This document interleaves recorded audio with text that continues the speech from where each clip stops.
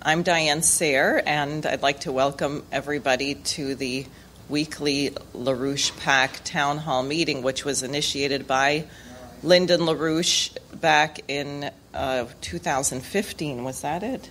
I'm trying to think. Yes, July, actually the week before the 4th of July in 2015.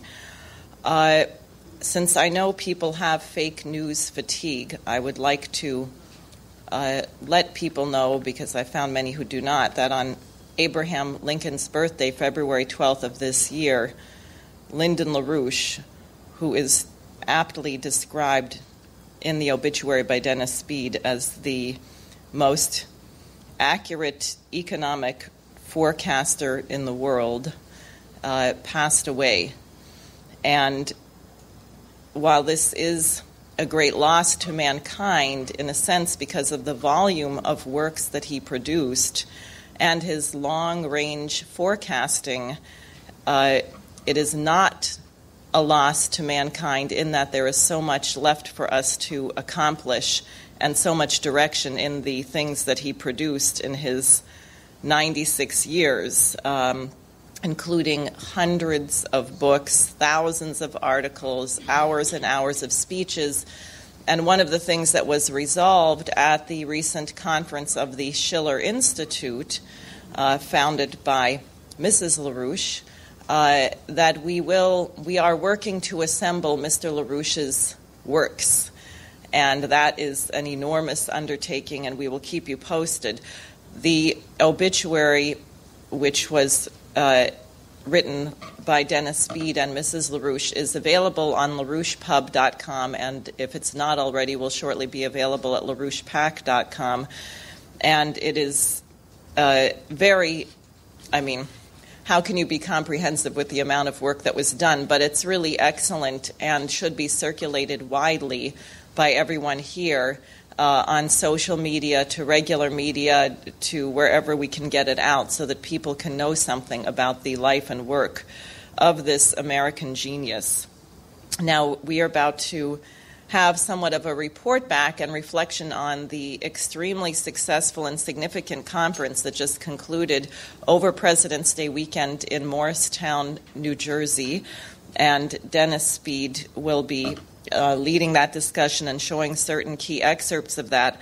I just want to situate it. Mrs. LaRouche said on the weekend that we are in a period right now, mankind is in a period right now of extreme turbulence. And the last thing we should do is expect that we're going to sit back and wait and see how things go. It is very urgent that people be active, and they act in a couple explicit ways. Here in the United States, that means the defeat of the Green New Deal, and defeating it from the right standpoint, which is not that it's socialism or something. The issue is that it is fascist genocide, and it will kill billions of people on the planet. Well, in the case of what Alexandria Ocasio-Cortez has drafted, it's also ridiculous. It's not even possible to make it function. And the other thing is the exoneration of Lyndon LaRouche. That is, his name has to be publicly cleared, because the crime in the LaRouche case was not that he and several of other of my associates spent years in prison. LaRouche spent 5 years in federal prison. That is a crime. But the real crime is what was done to the American people with the absence of his leadership. This is someone who really should have been president of the United States. And had that occurred, I can assure you we would already have an industrial center on the surface of the moon. We would already have advanced processes on Mars. We would already have eradicated poverty on most of this planet and probably cured a number of diseases. So that the crime is that instead of being at that point, we are at a point where so much of the planet is still engulfed in warfare, terrorism, poverty, and emphatically, and particularly the transatlantic world, a cultural dark age where people seem to not know the difference between human beings and animals. Now, to just give a little bit of the contrast in this situation, there were two One development that I should start with, which Mrs. LaRouche found extremely exciting. If you go online, you can find actually numerous videos on YouTube of the Huawei new campus, their new corporate headquarters, which is built in a place called Oxhorn. And it's 25,000 employees are going to work there. And it's 1.4 million square meters, and it's divided into 12 blocks. And what they've done is designed each block after a beautiful European city.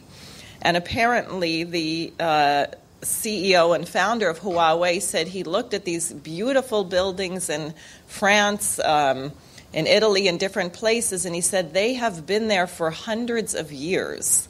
And they're beautiful, and we want to do something that will be enduring and inspiring. And it demonstrates that modern architecture does not have to be ugly.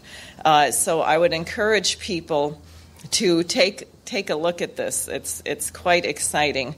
Now, there were two speeches given this past week, one by the Chinese President Xi Jinping in congratulating the people involved in the landing, the successful landing of a rover on the far side of the moon, the Chang'e 4 mission. And I just want to, I think it gives you a sense of how they're thinking, what he had to say about this. He said that this demonstrated, this is another vivid practice of exploring to establish a new institution that can pool the resources of the whole country. He's thinking of it really as an inclusive mission. And that, again, he says that we want the peaceful use of space and the building of a community with a shared future for humanity. Experience tells us that great undertakings begin with dreams, and dreams are the source of vitality. China is a nation that pursues dreams bravely. So a really future-oriented, non-practical sense of things with fantastic results, and also an openness for the United States in particular and others to join with this in the betterment of mankind. Now, similarly, or not similarly, but also this week, President Vladimir Putin gave his State of the Union address. And I want to tell you what he said in the beginning, because he has taken certain very explicit goals. People are aware that when the Berlin Wall came down and the Soviet Union, many states got their independence and so on, there was a British looting operation which led to a demographic collapse in Russia, where at one point the population was shrinking by about 1 million people per year because of the country just being looted for raw materials, and you had massive problems with alcoholism, drug addiction, prostitution, etc. So he has taken the task of very consciously reversing this and set very ambitious goals for real economic growth for the country. So here's what Putin says at his State of the Union address. If someone prefers to work in the business as usual mode, without challenges, avoiding initiative or responsibility, they had better leave immediately.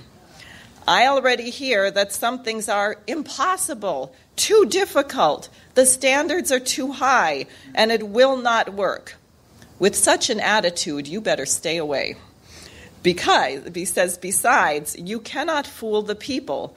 They are acutely aware of hypocrisy, lack of respect, or any injustice. They have little interest in red tape and bureaucratic routine. It is important for people to see what is really being done and the impact it has on their lives and the lives of their families, and not sometime in the future, but now. We must not repeat the mistakes of the past decades and wait for communism to arrive. We have to change the situation for the better now. You can see perhaps why no one in the American press will cover anything that he's saying, because it would resonate greatly with Americans. Now, let me tell you, the whole first part of his speech is on demographics, and then towards the end he gets to these major questions of the nuclear weapons, the U.S. withdrawing from the INF Treaty, and so on.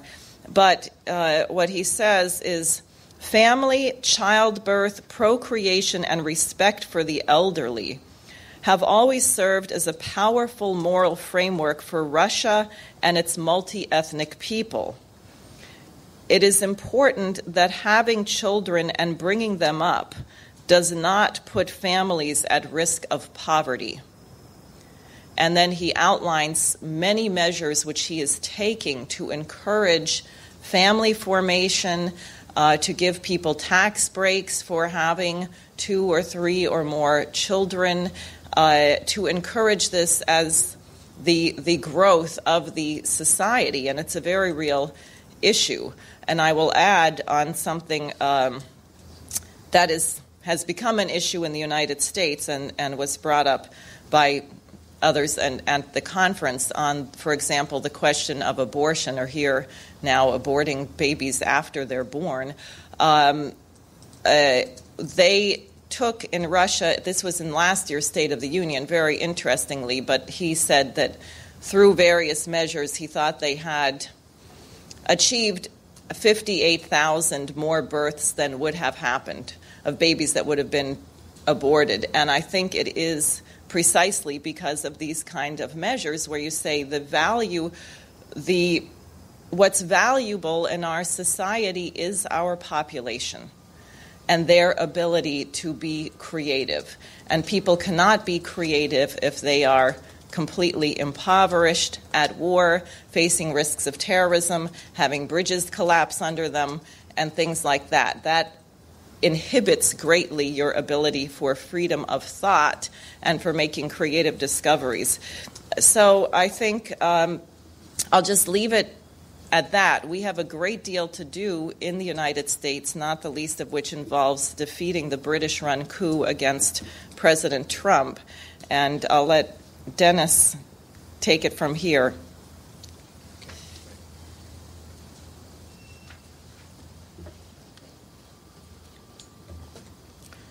So I know a lot of you were at our conference, but this presentation is actually intended for both people that were not there and for people that will be viewing it.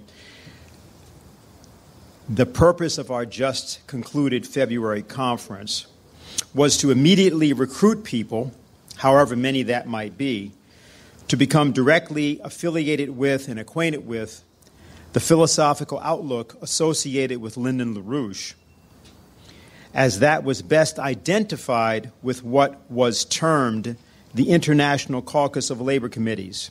This labor committee, created by LaRouche in the 1960s, was defined only as a series of conferences, and it espoused a method of organizing, not a structure or a procedure, but a method that proposed, debated, and then validated by testing all ideas that purported to be identical to or congruent with the mission of increasing the potential relative population density of the planet as a whole. Not merely the increase of population, not merely the improvement of economic conditions, not merely the creation of wealth. It was a very specific idea. Lyndon LaRouche was the originator of the idea of potential relative population density as a physical and physical economic principle.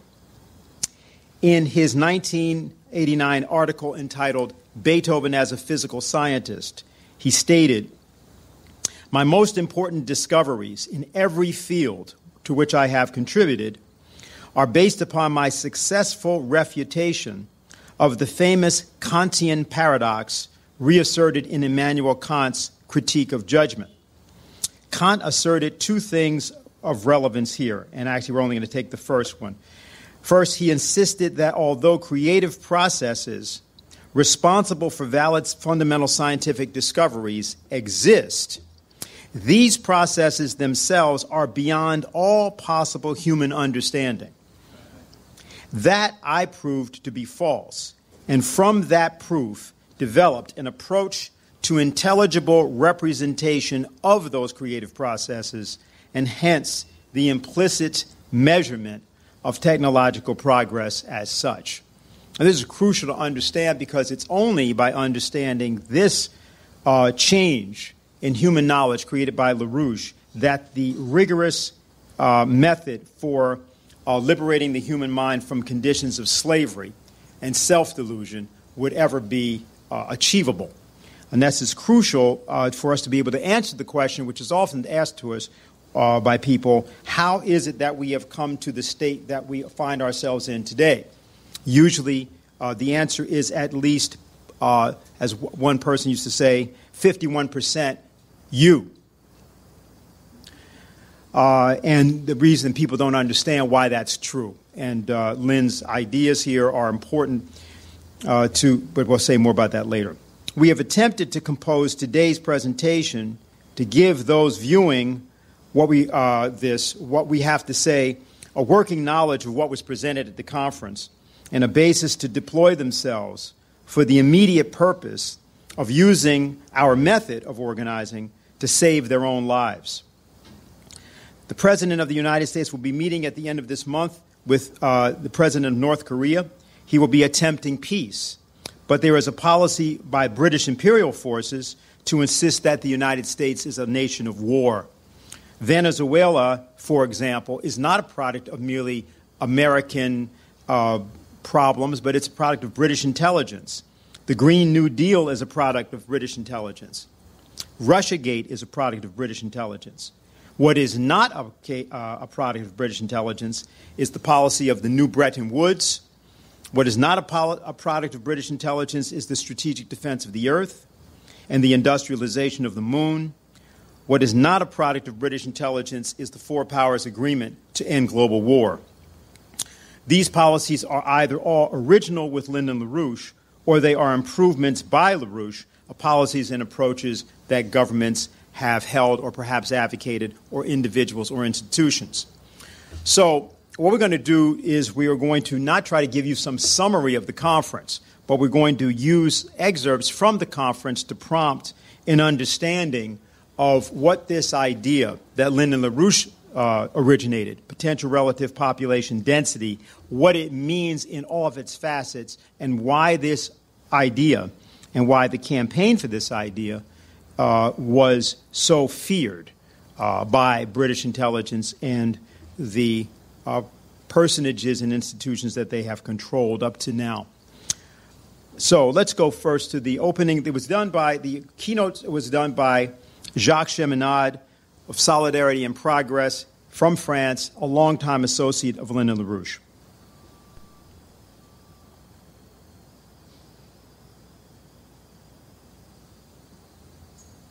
We have before us the possibility of a paradigm change, freeing the world from the destructive grip of the British Empire and its ideology. But it will happen only if all of us become guiding lights ahead of what we are and not followers of easy path. So let's do it. Let's do it because it is our mandate and mission. This conference, to make sense, has to be followed by an unprecedented political organizing to inspire minds, extend our hands to others beyond all parochialisms, personal biases, and borders. Our commitments, a new Bretton Woods, a national bank, public credit, the Glass-Steagall Act, and fusion energy are not mere words or recipes to be repeated, but powerful ideas defining a dynamic unity. If they do not become real, the world, as Lynn told us before, is doomed. The world is doomed. LaRouche's four laws will define the future of humanity if there is going to be one. It is as simple as that. And it is what should make us decide what we will do with our lives. what de Gaulle called at the liberation of Paris, our otherwise miserable and short lives. Not by adopting a set of cultish lifesavers, but as an intervention in history which confronts our quality of being human. The human house, at the moment of the human house, is threatened both by financial tsunami and by the flames of war. At this point, even the director of the International Monetary Fund, Christine Lagarde, has warned that the world is at risk of an economic and financial tempest. Even the guardians of the financial temple feel themselves compared to one about what is going to happen. The statistics, which are the shadows on the wall of the cave, are clear. For 1% of gross national product increase generated by the economy, between 4 or 6% of debt have to be issued over the same gross national product. The conditions to reimburse that debt are obviously impossible to meet, obviously not met, and a default has been avoided until now only by pumping more and more liquidities into the system. Fake money is not fake news. Ben Deniston, LaRouche PAC scientific research team member, took this issue up with respect to the LaRouche's strategic defense of the Earth, and both posed the problem of the danger of war and then the solution that had been offered by LaRouche back in the 1980s. The next.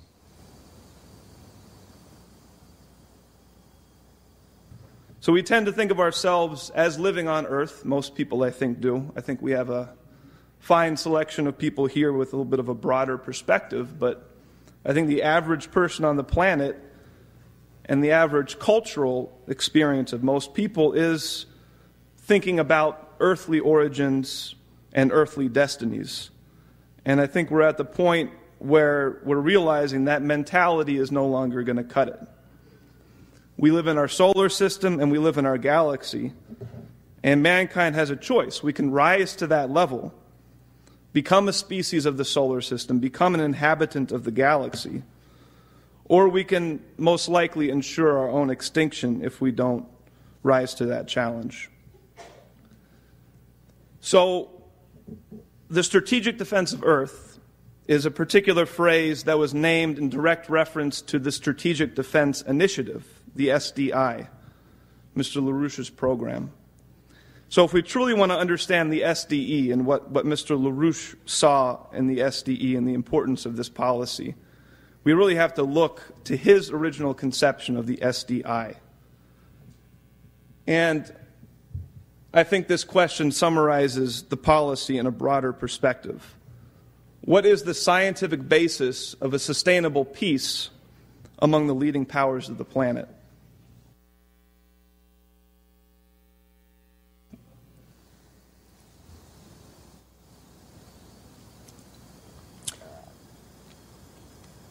We had in the course of the conference of the first panel an exchange involving Jacques, who had in one section, and John Gong, the professor of economics at the University of International Business and Economics of Beijing. Mr. Gong's topic was Chinese investment in American infrastructure under the new Sino-U.S. relations. But really, that wasn't the topic. And what we're going to do is play Jacques and then Mr. Gong. And you'll hear what the actual topic was. Let's look now at the Chinese. Their representatives at the Davos summit were pretty blunt. I've gathered a few quotes to give you the sense of what is really going on, as far as the sewers of our press are from reality. So this is reality, not the sewers of our press, and as far as the sewers of Twitter and Facebook are far from what Lyndon LaRouche is. So let's listen to those Chinese with this world of reality. And this is in Davos. It's in front of the whole managers of the Western world and the world elites. This is what they say. It's a discussion among two Chinese and two bankers. The recipe of Chinese policies is productivity, family values, savings orientation, and control of the financial system. The real question is not the level of debt, but how the credit is used and where it goes. China is ready to open up to the world. To open up is good for China. China is ready to play in the global economy. But the question is the world ready? China is going to be the main source of added wealth for the world during many years. Therefore, the Chinese say, to launch a trade war against China may not be a very good idea. The real debt problem is the American debt.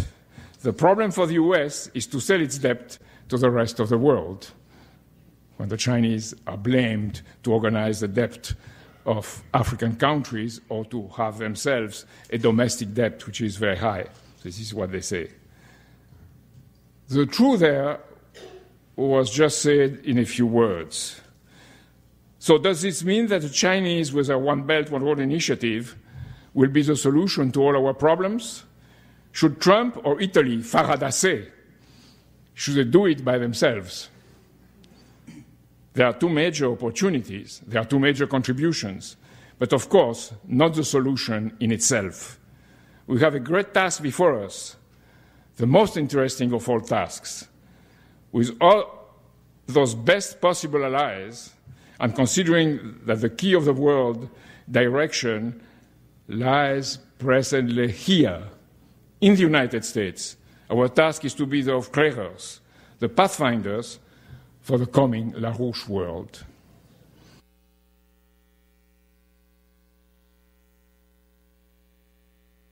Go to the next one. At the surface, our dispute appears to be about America's trade deficit with China, which reached $375 billion in 2017, according to U.S. statistics. But what lies at the heart of the matter, as we all know it, is America's concern for the rise of China's comprehensive national power, including economic power, soft power in Chinese vocabulary, sharp power in American vocabulary, or whatever definition of power scholars can come up with. And I venture to take a step further in stating that the heart of the matter is Washington's concern for losing its technology edge to China, and perhaps more importantly, what America perceives as the reasons behind this trend. The American narrative, which is in wide consensus across the aisles in Congress, is that China is able to progress quickly, mostly because of the notion of a state-steered capitalism for things like industrial policy, state subsidies, support of state-owned enterprises, and other contentious structural issues. About technology and innovation, China advances mostly because of IPR theft and coercion. Although all these issues are of concern to Washington, by far the most important issue is with respect to technology and innovation. And in that regard, keeping a technology edge is vital for maintaining good American jobs and its defense supremacy. Fair enough. I think it's indeed a legitimate demand. The respect for IPR, that's intellectual property right, should constitute an indispensable component of fair and just global competition, both among companies and among nations. Matt Pottinger, Senior Director for Asian Affairs at the National Security Council, famously said about the competition between China and the U.S., I quote, "In the United States, competition is not a four-letter word.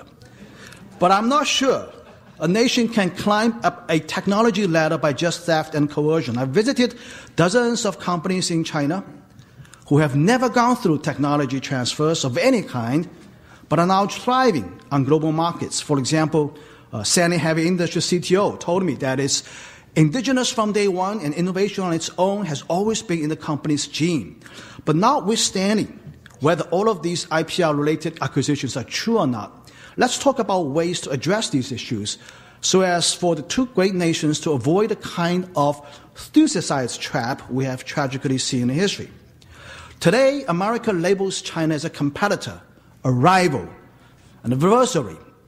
It hasn't been elevated to the enemy status yet. Let me quote one paragraph in the latest 2019 National Intelligence Strategy report put out by Dan Coates, the current Director of National Intelligence, leading the intelligence community of 16 federal agencies. I quote, Chinese military modernization and continued pursuit of economic and territorial predominance in the Pacific region and beyond remain a concern, though opportunities exist to work with Beijing on issues of mutual concern, such as North Korea aggression and continued pursuit of nuclear and ballistic missile technology. That though statement puts our relations still on a hopeful footing. The paragraph about Russia doesn't have that, though. The prospect of China taking over the U.S. as the largest economy and accompanying comprehensive power scares a lot of people in Washington. But allow me to question the validity underlying the Americans' concern for China's rise as an economist. In economics, there is this convergence theory postulating the growth rates for advanced economies will eventually converge, and the size of the economy is essentially driven by population. Currently, China is still growing faster than the U.S., which is a bit over 6%, about 2% more than the U.S. growth rate. But I don't see the days over 6% growth rate in China is going to last forever. It's going to last very long. We're going to quickly enter the 5% growth territory. The trend in population is even more revealing. China is most likely to decline in population, while the U.S. is absolutely rising. By 2050, the U.S. population with a higher birth rate and aided by immigration is likely to increase to close to 500 million people, while China's population is likely to decline near 1 billion people. So over a long period of time, if we are patient enough and forward-looking enough, I'm not even convinced that China is going to take over the U.S. in any significant way.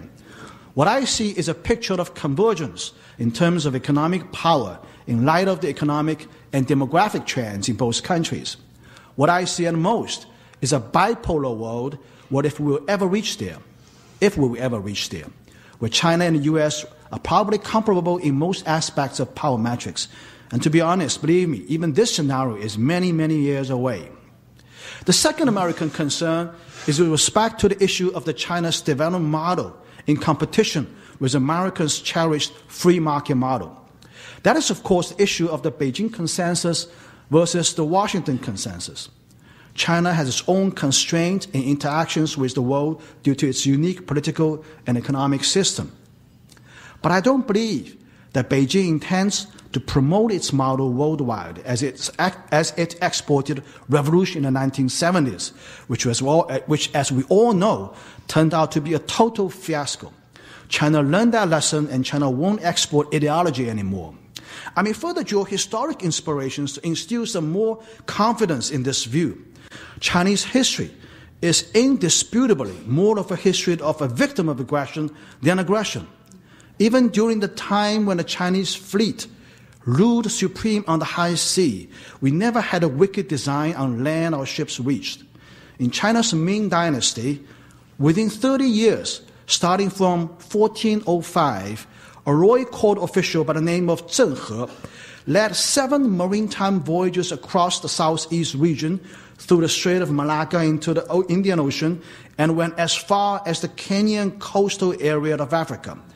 This is 87 years earlier than Christopher Columbus' historic voyage to the Caribbean. While Columbus sailed with 3 ships, Zheng He's fleet consisted of 317 ships with about 28,000 crewmen altogether. We did not colonize places we reached with sugar and coffee plantations based on African slavery, even though our ships were at least 4 times larger than those of Christopher Columbus.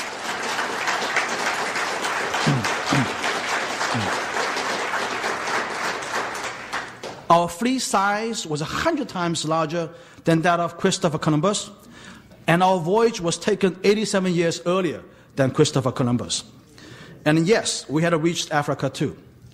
So the regime in Beijing is not interested in competing with America globally on spread of ideology. And I want to take a step further by postulating audaciously that even the ideological differences embedded in Beijing consensus and Washington consensus are grossly exaggerated and definitely smaller than many scholars believe. Bruce Director. Yeah. So now, the problem that we addressed there and we brought up represents the kind of international problem that our association has a unique responsibility to resolve. We don't expect that to come from the Trump administration. We've never expected it to come from any administration. We didn't expect it from Reagan. We didn't expect it from any other administration. We intervened. We didn't advocate. We didn't lobby. We intervened. We formulated policies that did not exist in presidencies. That's what we do. That's our role. That's our responsibility. And so in order to get an insight into how it is that LaRouche did this historically, I want to go back for a moment to refer to his statement about his fundamental discovery and now put in the second part of what he had to say.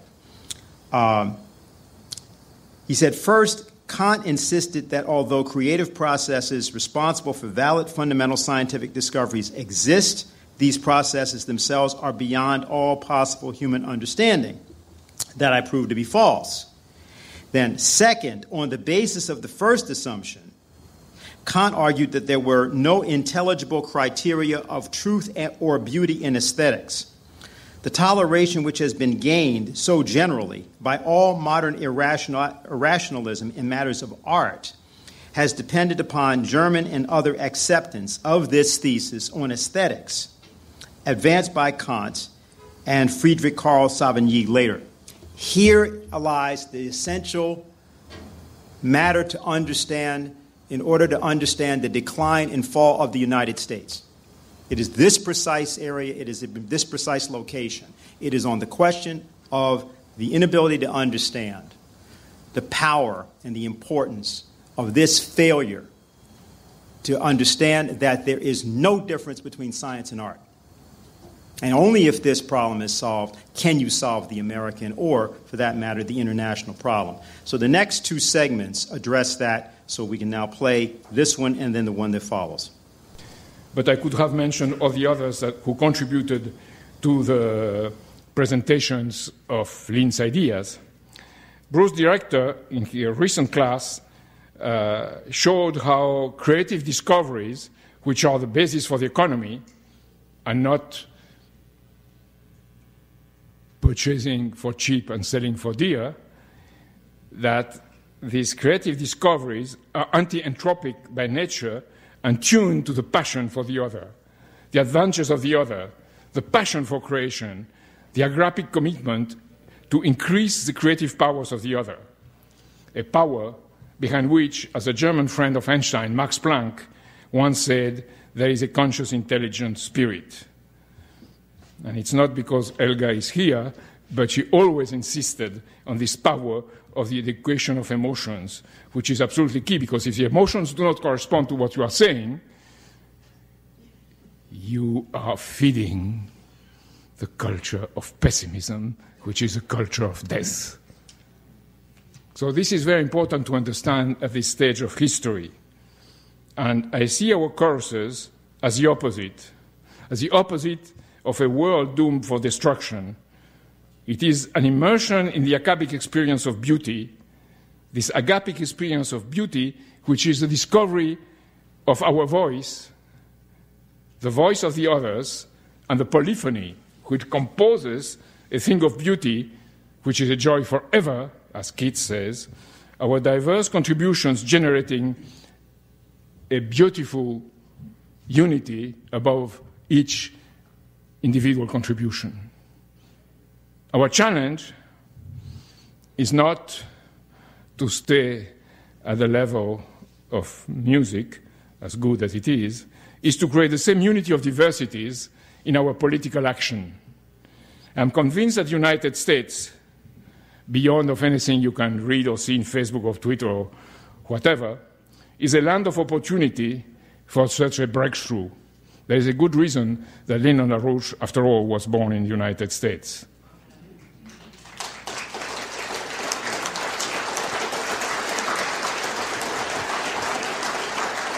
Haha. But there is a better reason that he always considered himself as a world citizen.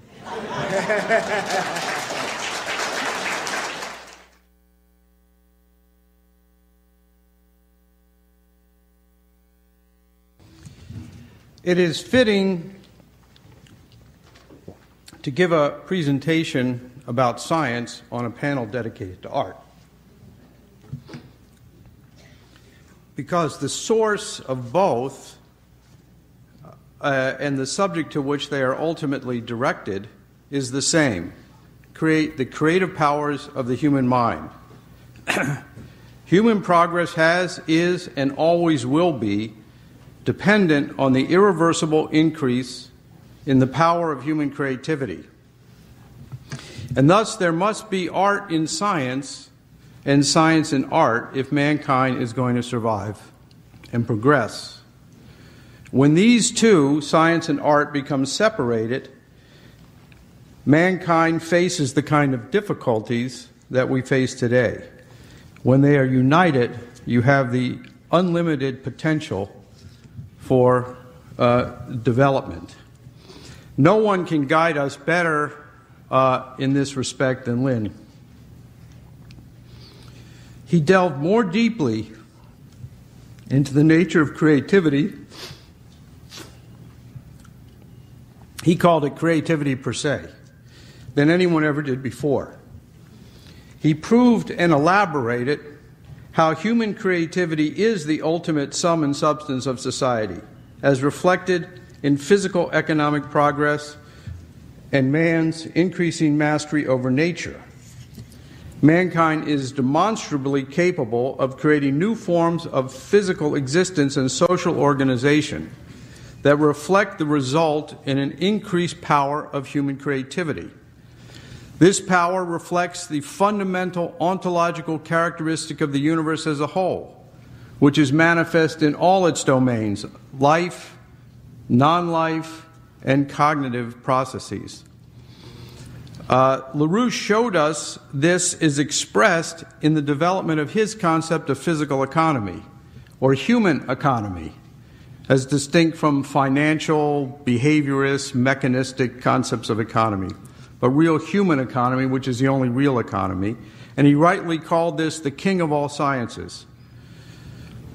Here, for LaRouche, human creativity is the source of economic progress, and it's measured in the increase in potential relative population density. And it is also the output of all economic process.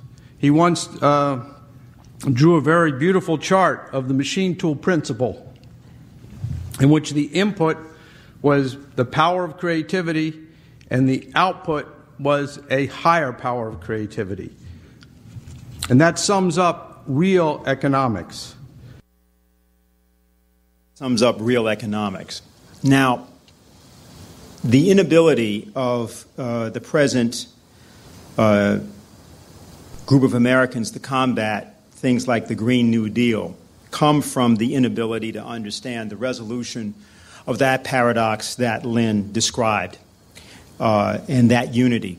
But there's also another element. There's also the fact that people are being caused to believe in things that just ain't so.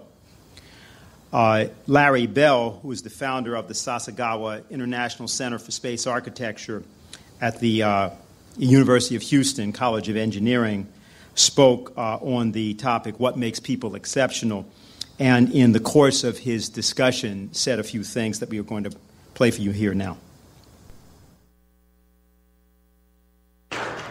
People in space, in the space program, like to deal with complex stuff. And that can get us in a lot of trouble because climate is complex stuff. And so it's very challenging. I know Tom also from the climate camp. A lot of people that Tom helped organize at the Johnson Space Center are applying their analyses that they developed in their technological approaches to problem solving to look at how climate works and how the media doesn't. And so a lot of us became kind of climate junkies as well. I wrote a couple books on climate. One is called Climate of Corruption, the Politics and Power Behind the Global Warming Hoax, which gives you a pretty good idea what the book's about. And it was dedicated to Al Gore.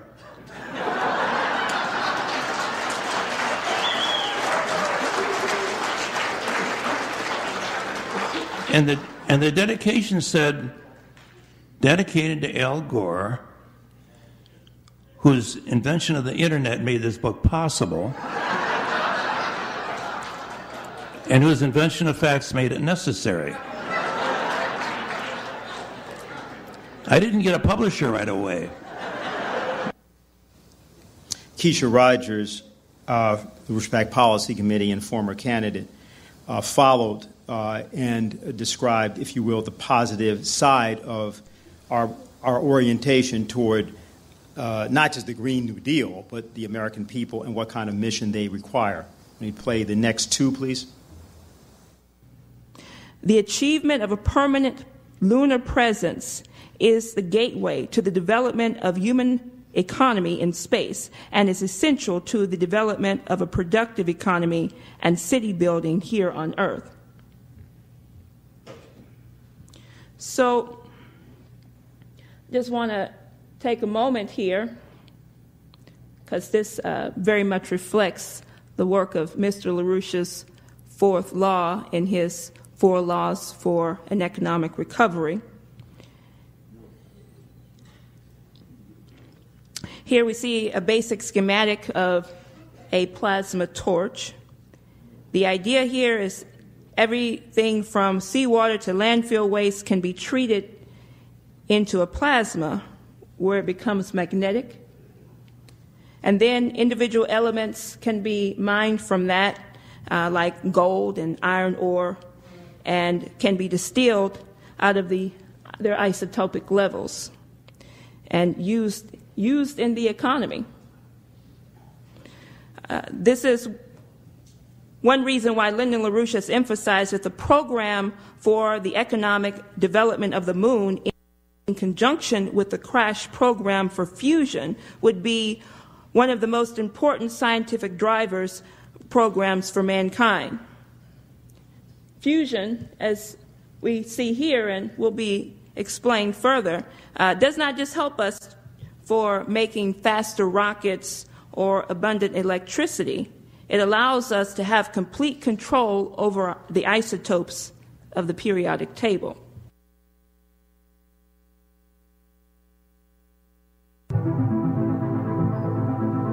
The direct fusion drive is a new concept of propulsion based on fusion energy, and it provides in a single package both propulsion and electrical power. So this direct fusion drive is really a game-changing technology, enabling us to reach deep space destinations much faster and with vast amounts of electric power.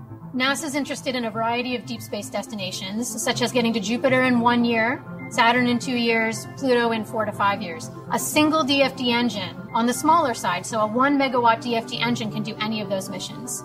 We can literally fly straight to Pluto, fly straight to Jupiter, do not stop, do not pass go, do not collect $200, fly directly to your destination. And that's a dramatically different way to operate deep space missions. It will save time, it will save money, and we'll be able to do more science when we get there.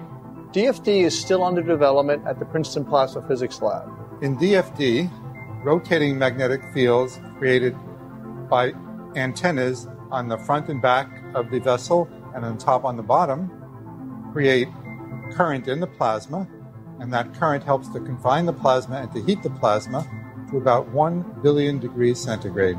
So the purpose of the DFD is to make thrust, but the fusion reactor makes energy. It makes energetic particles, so you have to convert that energy into thrust. We do that by allowing the fusion particles, the fusion products, to pass through the scrape-off layer, heating up the plasma there, and that plasma shoots out the nozzle, generating the thrust. DFD is different from other fusion concepts because it is much, much smaller. Ours, which you can see behind here, would be about the size of a minivan. The current machine, PFRC-2, very efficiently heats electrons, and we're upgrading the power supplies so that we can heat ions. If we can heat the ions in this machine to about 10 million degrees centigrade, we could prove some of the physics theories that have told us we can make a fusion reactor.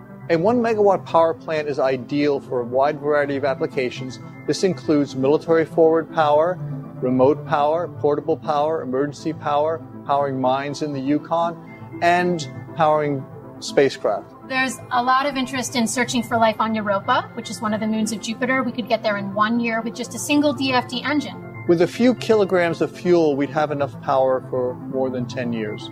We could deflect asteroids that might be coming towards the Earth that would cause major damage. Working on this is very meaningful. The ability to provide power to people on the Earth, the ability to explore the planetary system, to go beyond the planetary system.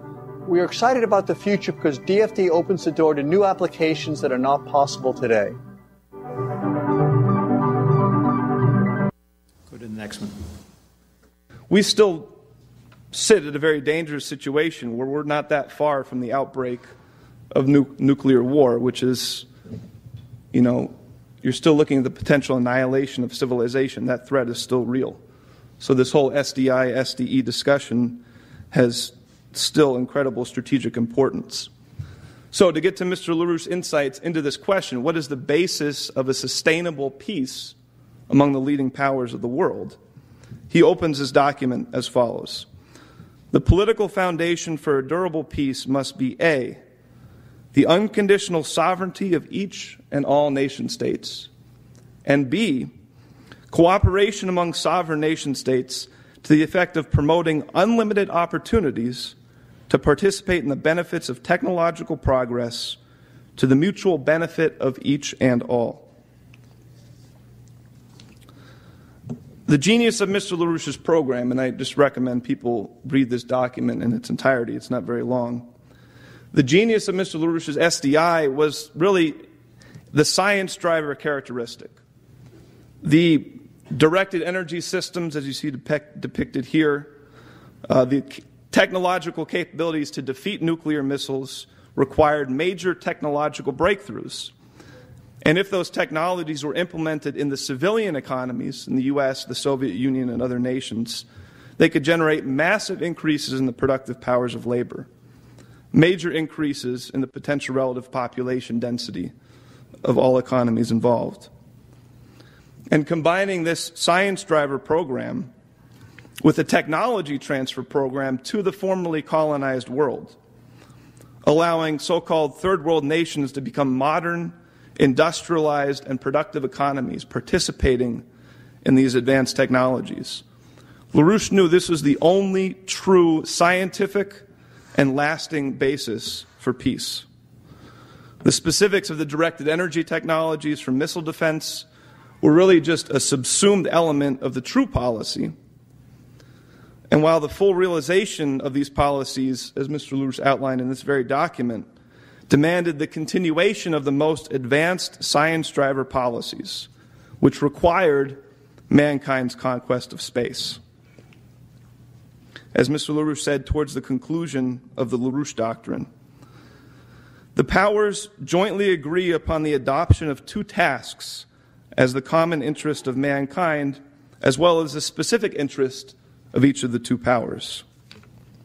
One, the establishment of full economic equity respecting the conditions of individual life in all nations on this planet during a period of not more than 50 years. And two, man's exploration and colonization of nearby space. As the continuing common objective and interest of mankind during and beyond the completion of the first task.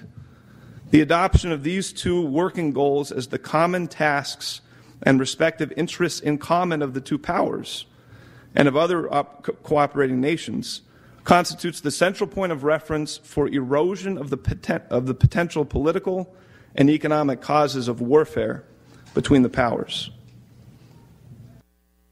It's in particular this regard that the nations of Russia, China, the United States, and India could, as four powers, initiate a global rethinking of this entire concept of space exploration, of the strategic defense of the Earth, and of the development of the globe using these advanced technologies.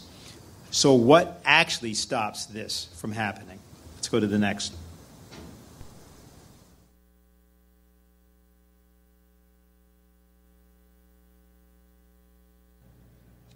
I want to pick up on a comment that was made earlier today, and this is out of sequence in the comment, but it was a discussion of pessimism. And that word, I think, is such an important one as this conference, and I think in our country. But I would like to add, my comment is that pessimism has been weaponized by identity politics.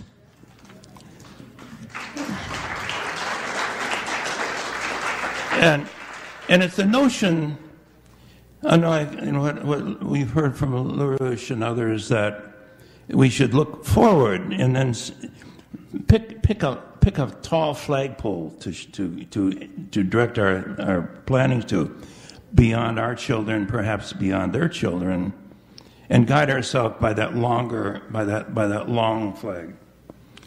I think that the notion that we can do things, that we believe that we can accomplish things, is just absolutely terribly important. I wrote a book, Thinking Whole, on what it is that makes people really exceptional, which is the topic of my talk, and I'm going to have to cut this short. I find that there's, in the book, and I look at personal friends of mine. Jane Goodall is a good friend, and she went to Africa and tried to find out what we can learn from chimpanzees that made us more human. And found out, no, they kill each other and bite each other's faces off. So, I mean, we got to depend on ourselves rather than chimpanzees,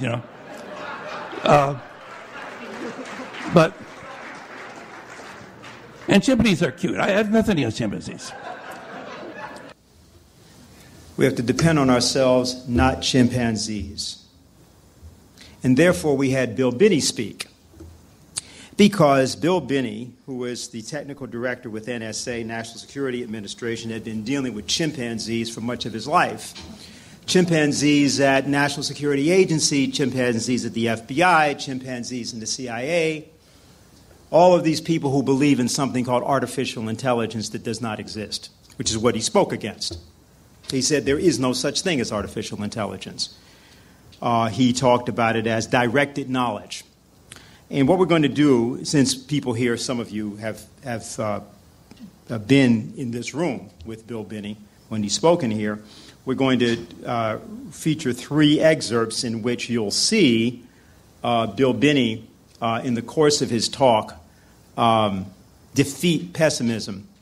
And you'll see a response from a Russian representative to him. Let's do the next 3.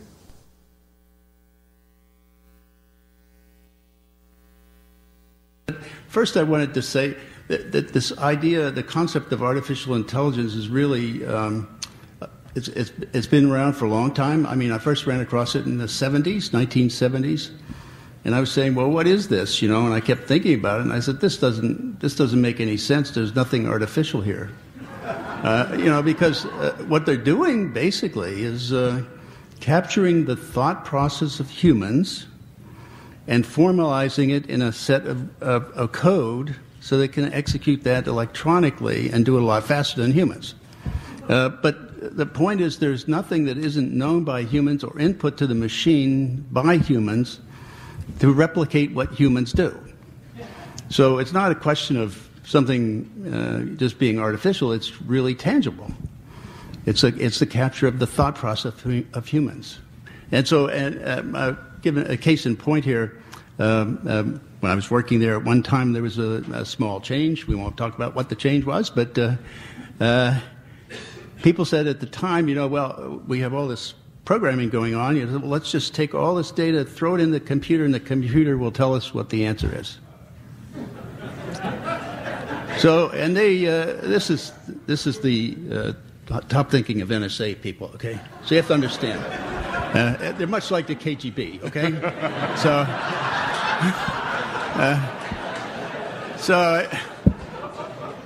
at any rate, that went on for a couple of weeks. I kept throwing the data in and nothing came out. Surprise, surprise.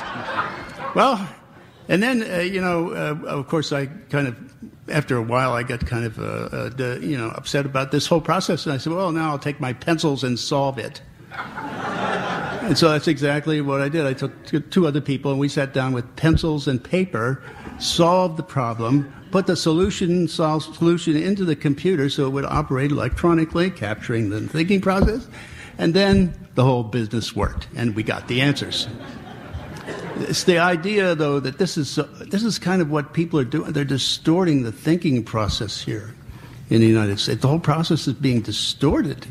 It's becoming more, some will call political. I think it's more like emotional. It's a shift to emotion as a basis for thought, as opposed to discipline and professionalism. I take the case in point with the DNC emails that WikiLeaks had. There's been evidence there that it was downloaded to storage facilities or to a storage device that was present in that data all along, and nobody has looked at it until we took a look at it. Some of our people who are associated with our research looked at this and they said, hey, look at all these, the last modified timing all ended in even numbers. Well, see, the random probability of that happening is 1 in 2 for every time could be either even or odd, right? So the whole idea is the probability, and we looked at 500 of these, and so the probability of all 500 ending in even is like 1 in 2 to the 500th power. So, and I reduced it to base 10 because people think it's base 10 instead of 2. So I said that's 1 in 10 to the 150th power. So I called it an infinitesimal of higher order, and somebody changed it. I said just infinitely small or something, But the idea is that the discipline of looking at data to see what the consistencies are in the data and to figure out what are the chances of that randomly happening, things like that, and using a disciplined thought process instead of emotion. Well, I hate Trump, so therefore he did it, I mean, and that's what the mainstream media does. I mean, I came out with the Guccifer 2. We could prove in a court of law that this guy was fabricating the data. And I mean, he was, first of all, the data he put out there, I mean, it was his big mistake. It's hard to make something look legitimate.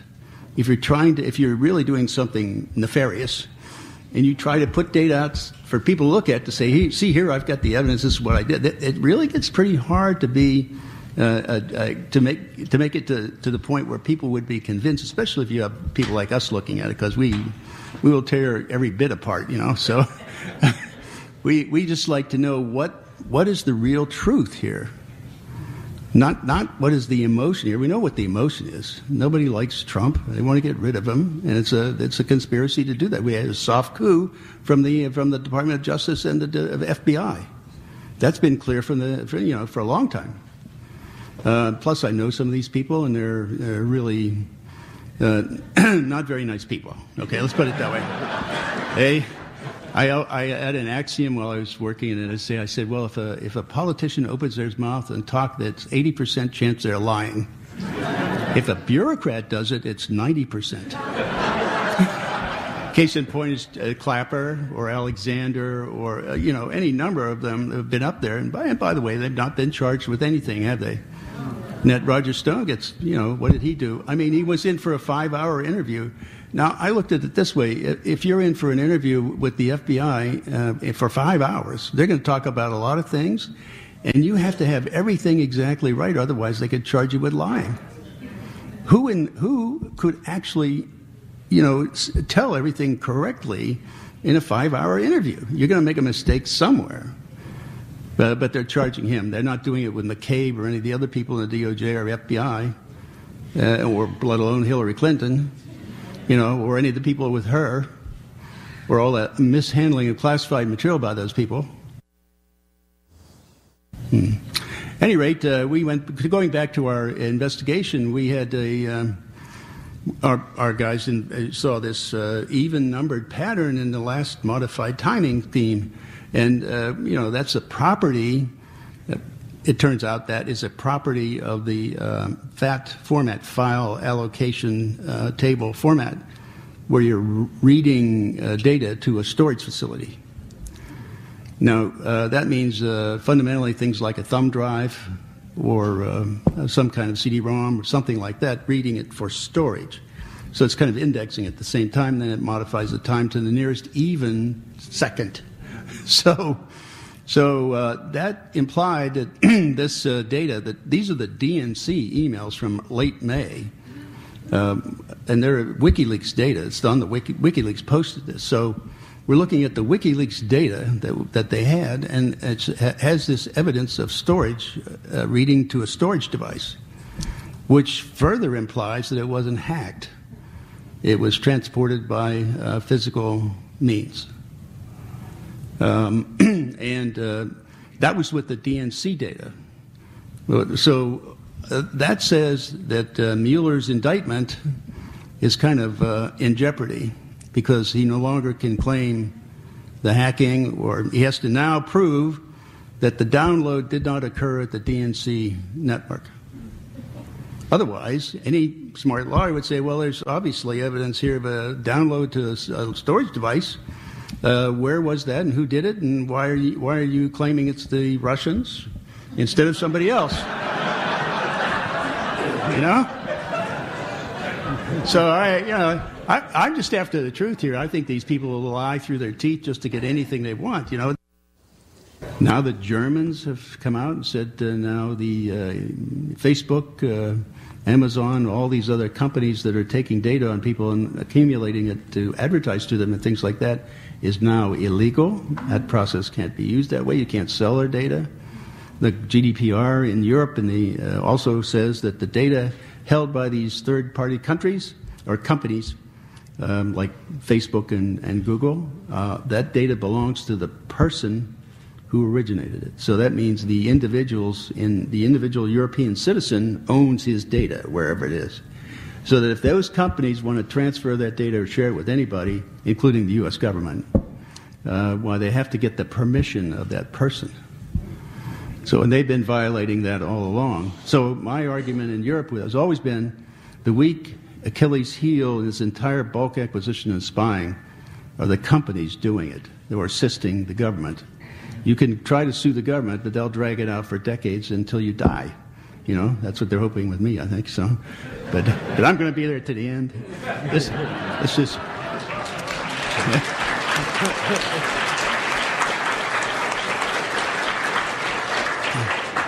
I mean, this is in my view, this is a war. When they raided me, that started the war, and so now it takes two people to end the war, and I'm not giving up yet. So.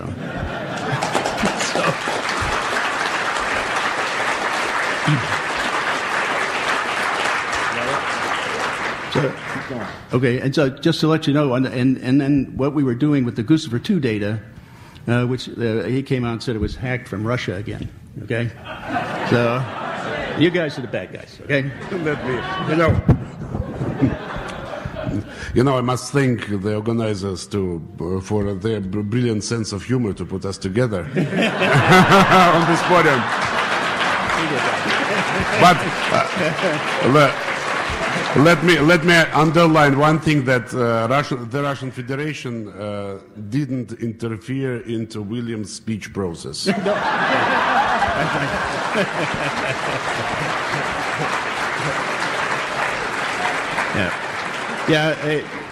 You're allowing me to have free speech. That's all. Okay. That was Counselor Theodore Strzeżowski, who was at the mission of the Russian Federation to the United Nations, and who had already earlier delivered a statement to the conference on behalf of the ambassador from Russia. So we're at our conclusion. So what we're going to do is just actually have Megan Beats, who spoke, sort of give the framework of the conclusion, and we have a couple of additional excerpts after. Friedrich Schiller wrote in 1795, it can be said that every individual carries a pure ideal man in himself. It is the great task of his existence during all his changes to harmonize with this unchanging unity. Every human being is fundamentally distinguished from and set above all animals, all lower forms of life, in that every human child is born with the capacity for creative genius, to discover fundamentally new and true principles of the universe, or, as Einstein expressed it, to know God's thoughts. Therefore, genius is actually the natural condition of man. This is our fundamental species characteristic. However, if that's the case, then why are we in the situation we're in today, where the beliefs of the majority of our citizens and the system that they have gone along to get along with for more than 50 years, even while they disagreed with it, has led us down the path to our own destruction and has brought civilization itself to the brink of the abyss? Why has our own thinking failed us for so long? Is it the case that people were just in the dark about what was going on? Did they lack information? People today, as we discussed in the first panel, are drowning in information, in facts. We're inundated on a daily basis with facts, with news stories, with images, with documentaries. And most importantly, people are inundated and live every day with what's happened to them in their daily lives. The joblessness, the poverty, what's happened to their children who are overdosing on drugs. In response to the failure, the bloody failure of the French Revolution, the loss of the momentous opportunity to bring the American Revolution to the continent of Europe, and finally bring an end to the system of oligarchy, Schiller said that while the objective circumstances were there, the moral possibility was wanting, and a great moment found a little people. What we lack today is not information, it's not the objective circumstances for change, but the emotional capacity to respond and realize that change. Now, this means that we must awaken within our fellow citizens an inner force to change, to pull humanity back from the abyss. We must make our fellow citizens better people. And we have to change today's society from a degenerate one, which has tolerated and perpetuated such injustices for so long, into a society which is moral, just, and good. As Megan said, it is the great challenge of a man to harmonize all of the changes of his life with the unity of the ideal self. And in the case of Lyndon LaRouche, this had reached a very, very high level of compositional perfection. Because it's not easy to be able to take ideas and have the passion and the depth and clarity to convey that to people. That takes work. You know, as we often try to say, organizing is not just talking to people. It has to be, you have to know what you're saying, and you have to be able to say it with pungency and force, but in such a fashion that they're inspired to act upon what you say. What we're going to do is show two concluding segments. I think what we should do here is just go consecutively. I think it'll be fine. This first one is from something that Lynn did in Europe. I think it was 2013 at the age of 90. And the second is a much earlier, from 40 years ago, of Lynn describing the idea of unending progress and self-progress. Without Glass-Steagall, right now, civilization is dead. It cannot survive. But what does all this mean? I said, first of all, take two things. One, all life is based on an evolutionary process under which species go from lower qualities of development to higher. That's the animal kingdom. That's the law of evolution. Now, mankind is different than all other kinds of animals because mankind has the power to evolve voluntarily. Mankind evolves voluntarily not by changing its biology, but by changing its mind. And the utilization of the noetic powers of mind, and no animal species has really noetic powers of mind. Only human beings have noetic powers of mind. And therefore, the object is always to go to higher levels of technology, which means kill off the green policy. If you want to survive, end the green policy, because that's a death sentence. It's a suicide pact. Mankind must always progress. We must always learn from the animals and apply the principles the animals don't know how to do. Rise to a higher energy flux density. And how do you do that? You make physical discoveries. You go from lower forms of energy flux density to higher forms of energy flux density. You find new applications. Now mankind is, for the moment, helpless against the asteroids which are arrayed against us inside the solar system. We're helpless against the comets. We saw recently in Russia, you saw some quickie comets shooting through there. If they've had a little more energy flux density in that territory, you wouldn't have had, say, a large number of people injured. You would have had mass deaths.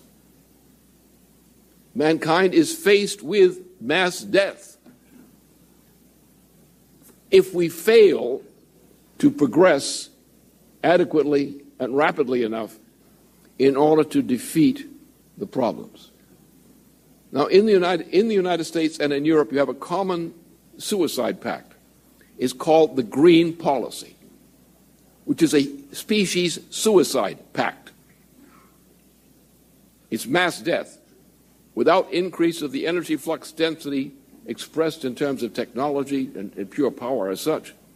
There's no future for mankind on this planet.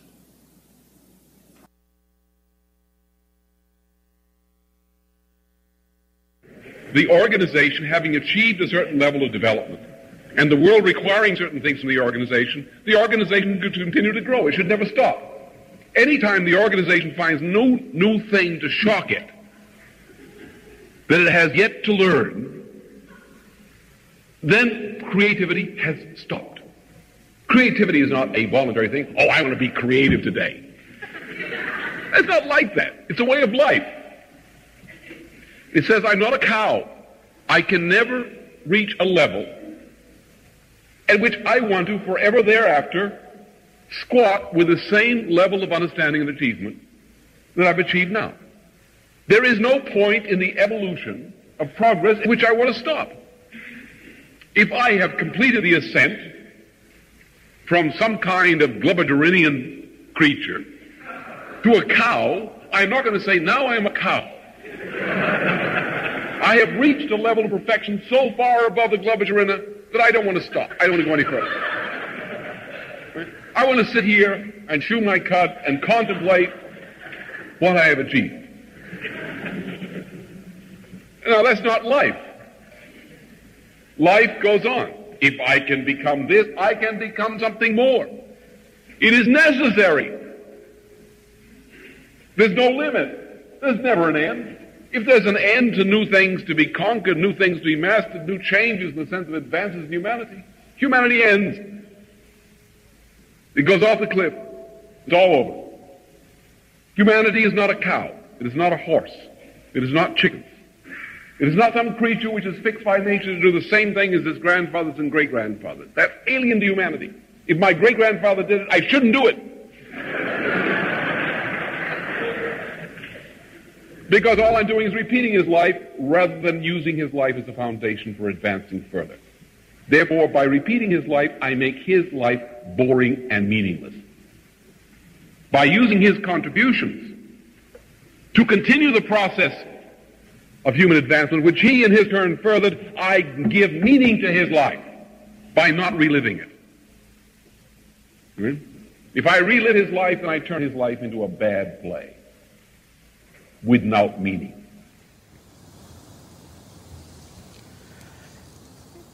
Lyndon LaRouche will continue to address these meetings on Saturday in various ways, and we will continue to do the work that he has just outlined because, as he said, creativity does not stop.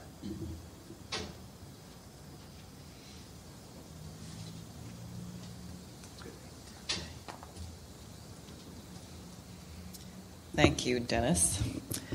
So I think we have some time to take questions and thoughts that people have on what needs to be done. I also will take a moment to let people know that we are going to be printing the Hamiltonian newspaper, and by this time next week at this meeting, we will have the first issue of that paper in the new era. Hopefully they'll be out, I think, by Wednesday or something like that for distribution. And the issue that's about to come out will have a lead article written by Helga Zepp-LaRouche on the strategic situation. It will carry the full obituary as published in EIR. It will carry the exoneration petition, and also I think it's likely to carry a shortly to be released leaflet on defeating the Green New Deal. So if people here have questions or comments, there's a microphone here. You can please come to the microphone and please say your first name at least and what city you're from, or if you represent an organization.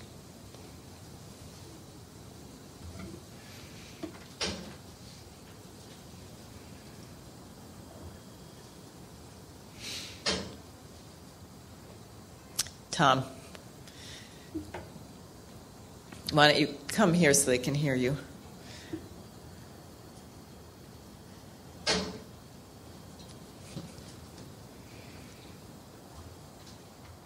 Thanks, Diane. My name is Tom Weissmuller. I want to put something in context to which Larry Bell referred in his presentation. He was talking about me and some of the things that we had done at Johnson Space Center. And what we had done is taken the same techniques that we applied to find out what happened to Apollo 13. A tragic accident where we had no evidence. All the physical evidence had disappeared. And yet we had to find out what happened to Apollo 13 before we would launch Apollo 14. It was crucial that we did this. And we used the technique called problem analysis by Kepner-Trego. And Hal Dwarin, who was the chairman of the NASA TRCS group, the right climate stuff, which I'm a founding member, and that's what Larry was referring to. He was referring to this team at Johnson Space Center that put that same technique to the climate question. And we had a joint presentation at Johnson Space Center about 5 or 6 years ago that totally cleared the air, showed what was wrong with this climate paradigm, and that settled it for us. We solved the climate problem by basically showing that there isn't a climate problem, and that any money that was spent on this was being diverted from things that resources should be focused on. And it continues. And I think the epitome of this is this new climate deal, what's it called? Green New Deal, okay? Again, a total waste of money. What we should be doing is getting to the moon again, creating technologies that help people all over the world. And we have been, basically, the American economy has been hijacked by the climate mania, which is totally unproductive, doesn't do anybody any good, and stops you from doing what you need to do. No infrastructure development, no decent space program. I think President Trump is trying very hard to turn that around. Jim Bridenstine, the new administrator of NASA, is doing the same thing. And yet it took him over a year to get him confirmed. The pressure from the Green New Deal type of thinking stopped us from doing what we should be doing. You as an audience, you know what to do. You need to spread the word. Make sure other people realize that every nickel you spend on, quote, working to change climate is a nickel that you're not spending on making the human creation better. Okay. Good, thank you. Dennis, do you have anything? What? I have one thing to say. Then. Okay. Just, I was thinking a perfect example of that. The Chinese spokesman at the conference, I think it was him who brought up this railroad, this supposed high-speed rail that we're trying to build on the West Coast. And I think we've spent something like $10 billion on it so far, and not 1 millimeter of rail has been built because of all of this gobbledygook, and particularly the so-called feasibility and environmental impact studies. And he was very funny. He said, well, in China, you would simply be arguing with our bulldozers. That is, we would be there building already, not going through this. And it's not to say that China is reckless regarding the environment. They grew very fast, so people are aware there are real problems of smog and things like that. But what they are doing now is very carefully and consciously addressing it. And if you look at the documentaries on some of the projects that they've built, like this massively long bridge and tunnel between Macau, Hong Kong, etc., they took great pains to not disturb the normal migration routes of various sea creatures and so on. It's actually very methodical. But the question is, do you want to build it or not? Do you think you should do it or not? And of course, what Hal is saying is the whole premise of man-made climate change is fraud on the face of it, and there's another intent. Yeah. We had a contact, still lives up in the Bronx. He doesn't come around too much these days. He was in the Veterans Administration, and he was from, he'd been in Vietnam. And he told me, explained it this way. He said, the hippies stopped me from killing somebody. And I said, this was obviously intended, he wanted to tell me something. So I said, well, how did that happen? He said, well, when I came back from Vietnam, I was, pretty wound up. And he said, one day I was out someplace down around Central Park, and I was protesting the war, and the guy said to me, oh, man, but this isn't really important, man. He said, look at what they're doing to the trees. And I said, what? He said, look at what they're doing to the trees. He said, what are you talking about? Smoke this. He said, so I smoked it. Then I said, wow, look at what they're doing to the trees. That is the problem. That is a very widespread problem now. You have so many people who are so doped up that these kinds of policies no longer depend upon rationalism. They have now become religious. Now, one thing we can do, because of the conference, we had 500 people there, and there are as many people that weren't there.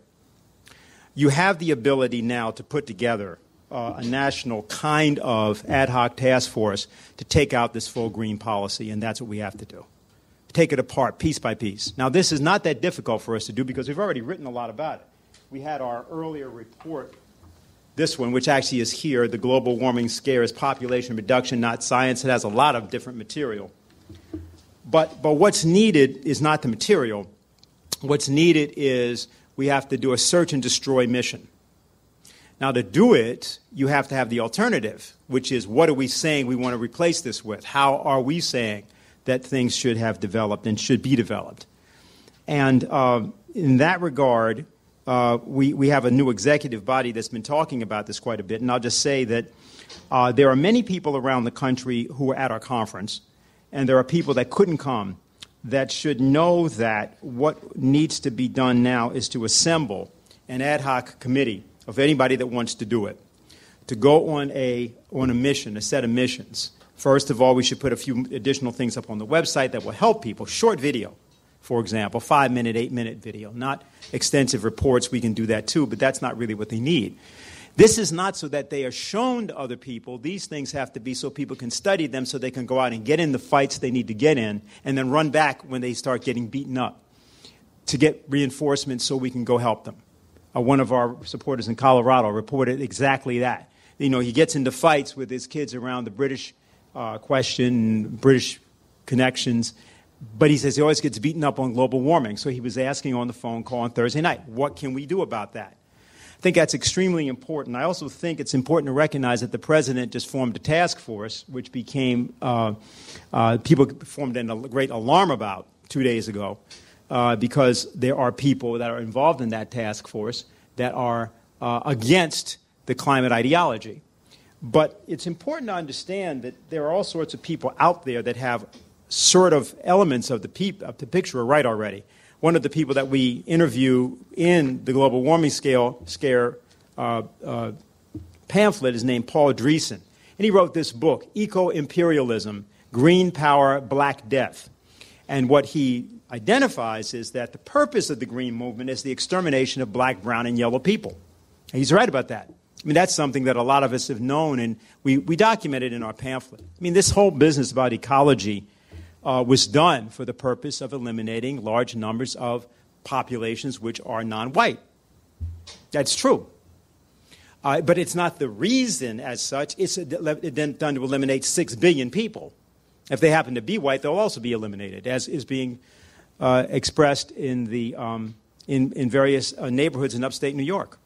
I mean, it's all over the place. So all sorts of people are getting eliminated. What you're seeing with the opioids, look at that. How's it possible that pharmaceutical companies accidentally don't know that opioids are addictive? And this goes on for 10 years. I mean, what are you saying? Who doesn't get that that was conscious, that was deliberate, and that it's having the effect it's supposed to have?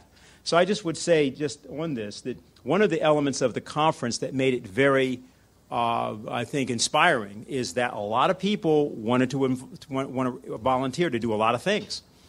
And that's not merely because of the news of Lyndon LaRouche's passing. I think it's because people are ready to volunteer all over the country. And it's really a question of us actually figuring out and changing even a lot of the ways that we've thought about that in many different facets. And I think a lot of people may have ideas about that. And right now they are very welcome.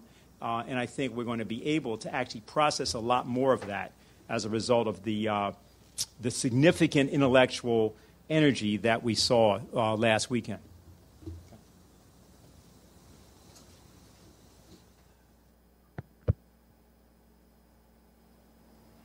Hi, I'm Patrick from Connecticut, and it's good to be here.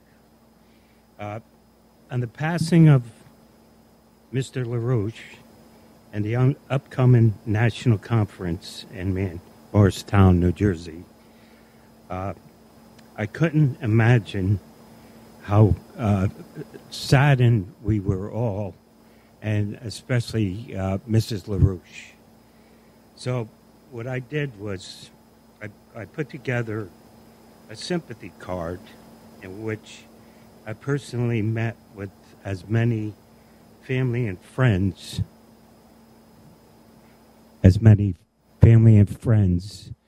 that I could meet with, and they gave a donation, and also they signed something kind, sympathy-wise. And at the end of the conference, I gave the card to Mrs. LaRouche, and what I'm trying to get at is that we need to put together a group that is going to push what we are fighting for.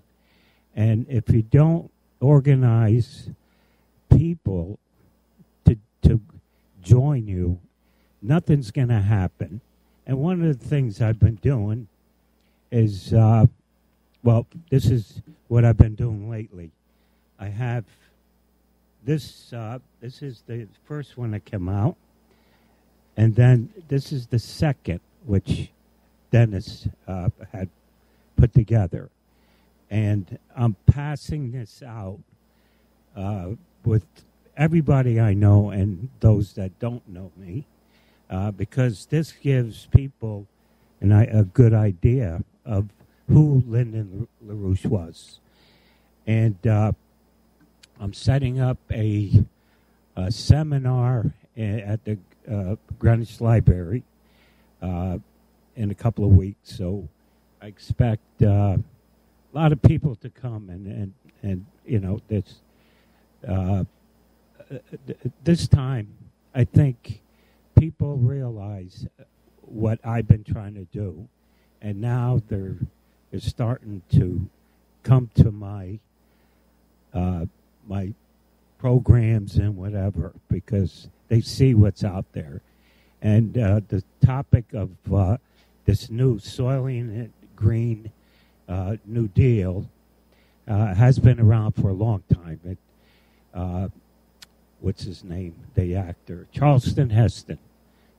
That was a movie of what we're about to go into. But there was one more short thing that I wanted to say in closing. Okay. Many people go through life without a purpose. I have a purpose, and with God's help, the LaRouche family and my family and friends, to exonerate a great man for the good of man. And that's my final words. I thank you. Let's go out there and get a group together, even if you don't know.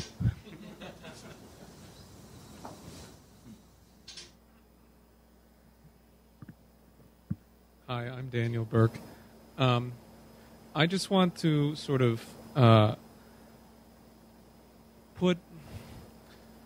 to follow through on the comments that Tom and Patrick made that have been made otherwise by Dennis and Diane, that there is, whoever is watching this, whoever sees this from around the country, and the people in this room, I want to address that we've reached a certain critical point, it seems to me, in people's consideration of their own identity. Because I know that there are a number of people that I've been in touch with who have been considering their own political action from the standpoint of, who do I get behind? And so they get behind Trump, and then Trump does something that they don't like go along with this pernicious British and neocon policy on Venezuela. And then they say, well, I'm not with Trump anymore.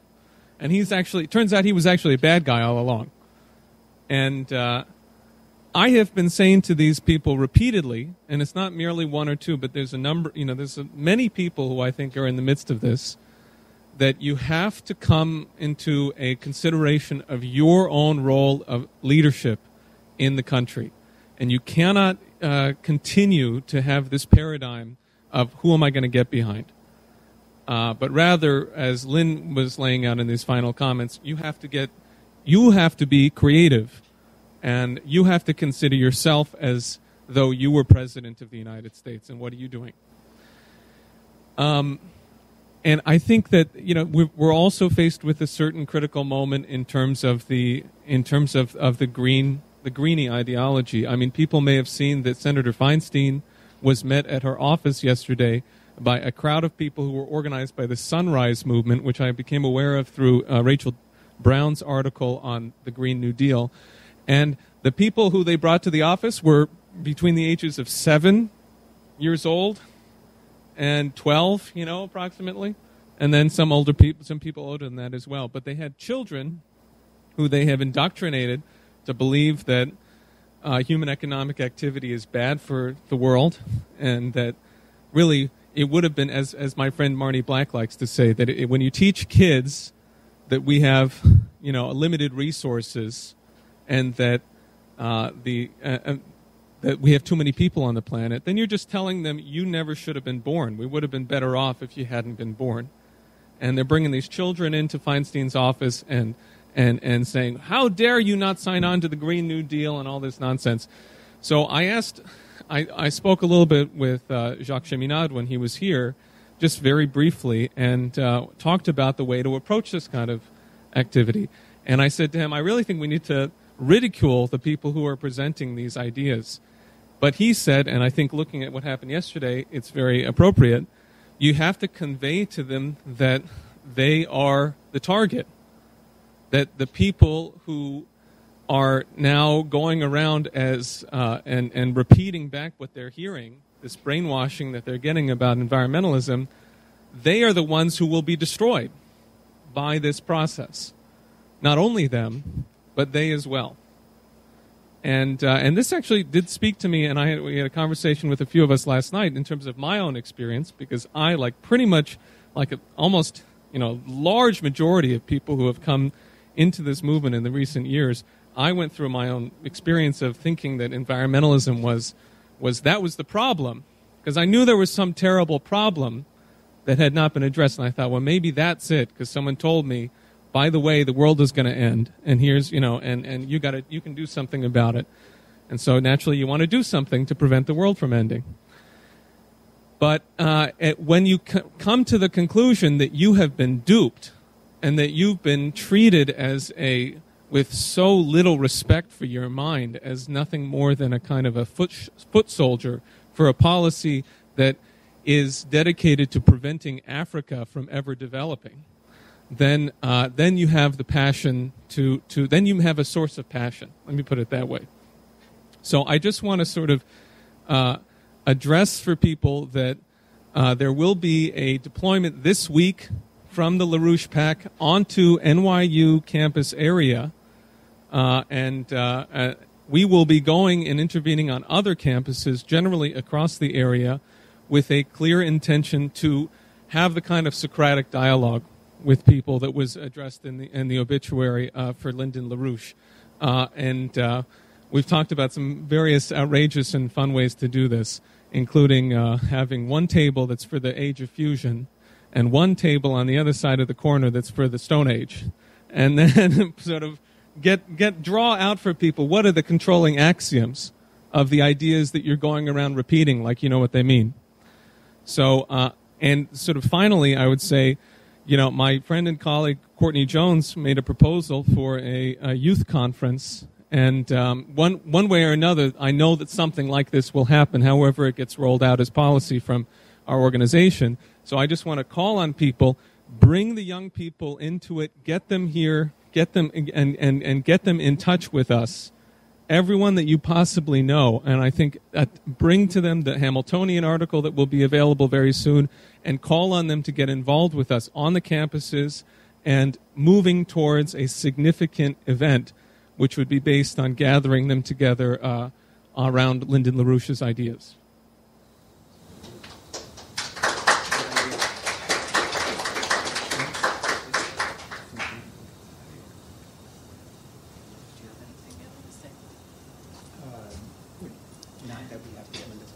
Okay.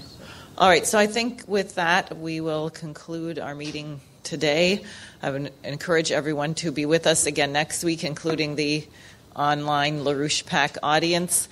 Please take the obituary of Mr. LaRouche and get it out far and wide, and don't tolerate no for an answer. Just one thing I would say that people who were on the fireside chat this week may have heard.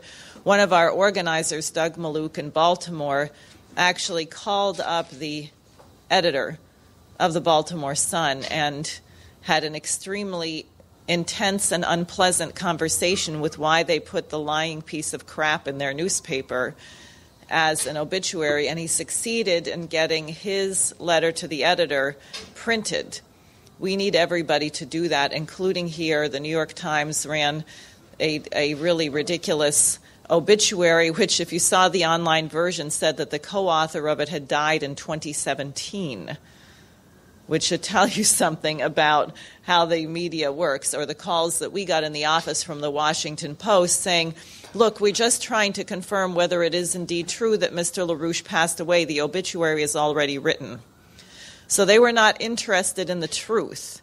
And I think there's a lot more that we can do, frankly, precisely for some of the reasons that Dennis said. There are so many people now completely doped up and incapable of potent action that those of us who are still capable of thinking and acting have much more power in this situation than we would otherwise. So with that, I will conclude this meeting, and we will see you next week.